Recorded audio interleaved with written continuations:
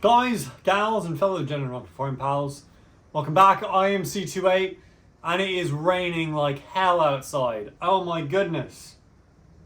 There's way too much rain, to be honest. It's ridiculous.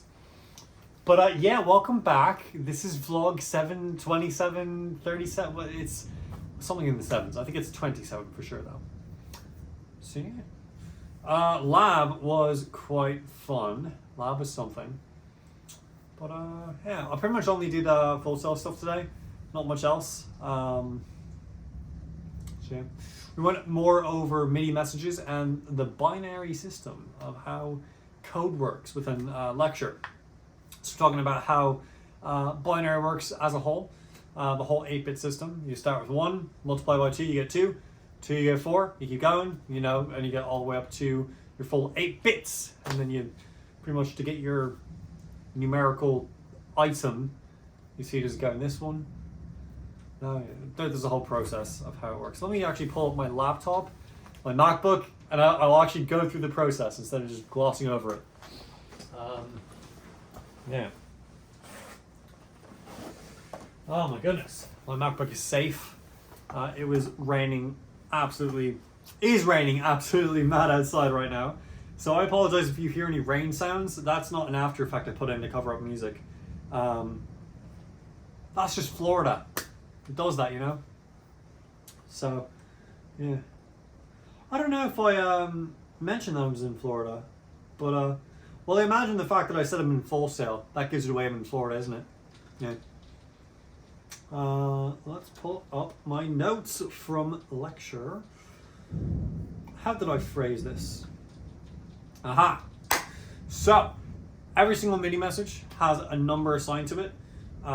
So for example, if you're to give a certain note value or a certain MIDI value of, say, 214, random number 214, what you would do is you start with the very highest, the 8th bit of info, which is 128, and you see, does that number 214 accept 128? Does 128 go into it?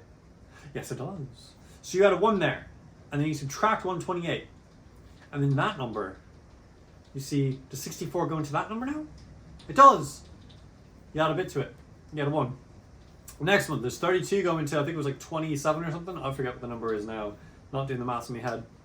And it's a no, so you put a 0. And you just continue on until you get to the 1's place. And if it goes in, if the answer is 1 or 0, which it probably won't be. Well, it could be actually, yeah. Then, yeah, you know, 1. But if it's not, and it's, you know, wait a minute, sorry. If it is 0, then you put a 0 because 1 doesn't go into 0. If it's a 1 or higher, you put a 1 because 1 does go into it, but it won't be really much higher than that because the way numbers work in mathematics. Yeah, it's a lot of confusing stuff, but I guess the main thing is that MIDI messages will send an initial part of the signal, which is just the very, very leftmost part of the signal. I can use proper left, the leftmost part of the signal, and they use that to indicate what type of message it is. So, and after that, you would have a different set of either 1 or 2 messages after, still in the same binary code, that tells it what about that message is trying to transmit. So for an example here, where's a good one?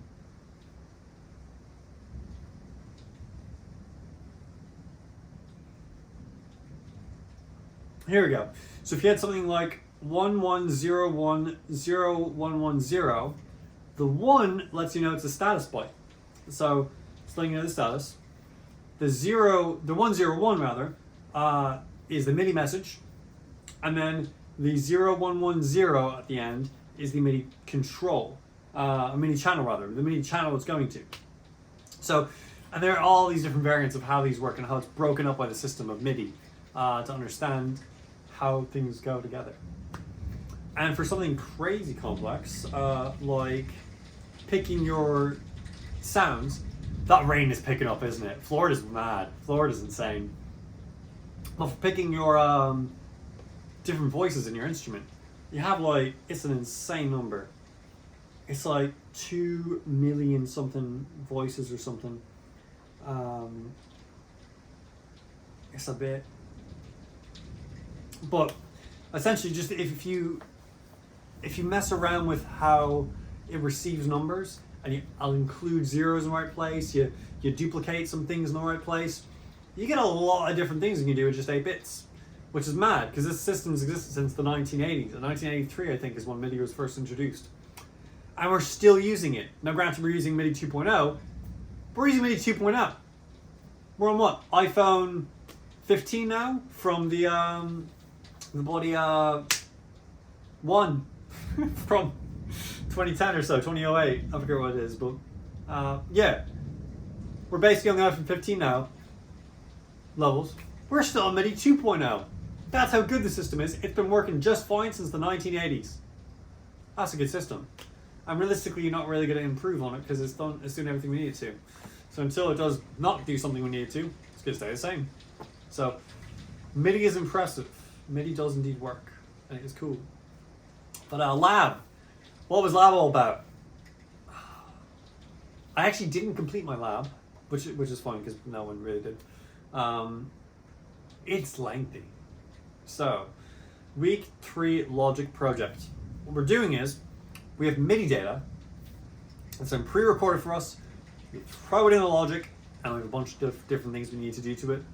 So similar to the last lab that I described, where it was saying transpose this, quantize this, do it in this area, not this area, do it in this area, not this area.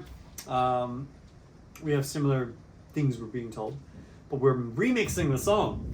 So we got the MIDI, and now we have to change the voices, the channels, and we have to record our own stuff in there, change up how things are formatted, do little markers for everything, tell you where the chorus is, the pre-chorus, the verse, the intro, the outro, the bridges, all that. It's got all of them. And it's quite a lengthy process. I have chosen, of course, this channel and where its recent rise to popularity and 2 public watch hours away from being monetized. Just saying. Watch some videos. Staying Alive by Bee Gees is the song I chose because, the little computer ship boy, Craig vibing on the little breadboard. He's going dun dun dun dun dun dun. Yeah. Link to that video maybe in the description, maybe not. Honestly, I don't need it. That's where most of my channel is. Watch viewers are coming from now, so you've probably seen it. Yeah. So we're working on that big Logic project of understanding how the workflow of Logic is. That English was absolute garbage.